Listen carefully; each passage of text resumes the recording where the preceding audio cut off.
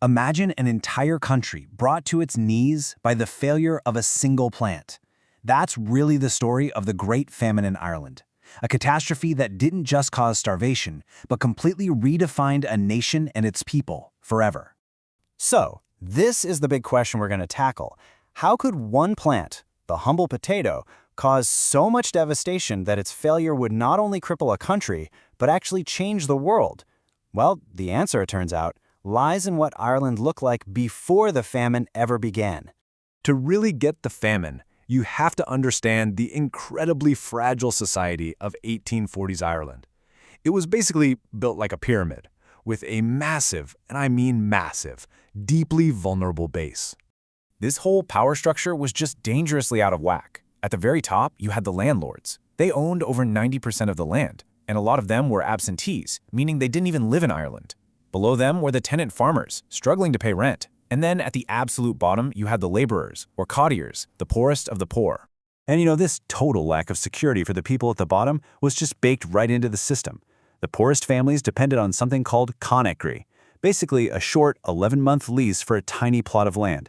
It meant you were living in constant uncertainty with no guarantee you'd even have that little piece of land the next year. So you've got this really fragile social system, right? And it had two critical vulnerabilities that essentially turned it into a ticking time bomb. Let's dig into the first one. The first fatal flaw was a tradition known as subdivision. Here's how it worked. When a tenant farmer died, his plot of land wasn't passed down to the eldest son. Nope, it was divided up among all his sons. And with large families being the norm, well, you can see the problem, right? The farms just kept shrinking with every generation, getting smaller and smaller until they were almost impossible to live on. And this system could lead to some situations that were just completely absurd. There's this one story of a man who inherited half an acre of land, which is already tiny, but it was scattered across 23 separate locations. Just think about that. This was the level of desperation before the famine even started. And that brings us right to the second flaw, an almost total reliance on a single crop. The potato was kind of a miracle food. It was nutritious, and you could grow a ton of it on the poor quality land that the cottiers had. But here's the trap. Everything else they produced, any livestock, any other crops, had to be sold just to pay the rent. So for the poorest people, the potato wasn't just part of their diet, it was their diet. Okay, so you've got a rigid class system, shrinking farms, and a massive population completely dependent on one food source. It was a perfect storm, just waiting to happen. All it took was a single spark, and that spark came in the form of a mysterious fungus that completely wiped out the potato harvest year after year. So, in response, the British government and various charities launched a whole series of relief efforts. They started importing Indian maize from America. They set up these grim workhouses for the absolute poorest. They created public works projects, and they opened soup kitchens, which were often run by groups like the Quakers. But even with these efforts, there was this massive, tragic disconnect.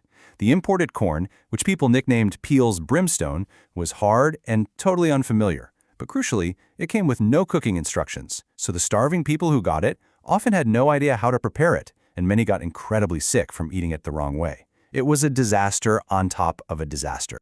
So with their main food source gone and the relief efforts falling way short, the consequences were, well, they were unimaginable. The entire social fabric of rural Ireland just started to unravel at this terrifying speed. The numbers are just staggering. It's almost impossible to really wrap your head around. In just a few years, about 1 million people died. They died from starvation and from all the diseases that come with it, like typhus and cholera. 1 million people. And for every person who died, another person fled. By 1851, another 1 million people had emigrated, desperately trying to escape the hunger and find a new life pretty much anywhere else. The country was being hollowed out by both death and departure. And this population collapse didn't just stop in 1851. No way. The decline continued for over a century. It was this slow, relentless bleed of emigration and social change. Ireland's population actually hit its lowest point in 1961, more than 110 years after the famine began. An event this catastrophic doesn't just end. It leaves these incredibly deep scars on a nation's psyche, on its culture, on its future. The famine fundamentally remade Ireland. The changes were profound, and they were permanent. That tradition of subdividing land, it ended pretty much overnight. The Irish language, which was spoken mostly by the poorest people who suffered the most, went into a rapid decline. And the trauma of it all created this deep-seated fear of another famine, which led to a new kind of cultural conservatism and a huge surge in religious devotion.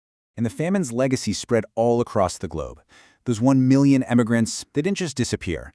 They created a massive Irish diaspora. The populations of cities like Boston, New York, Liverpool, and Glasgow just exploded, changing those cities forever and creating the vibrant global Irish community that we know today. Which leaves us with this final thought.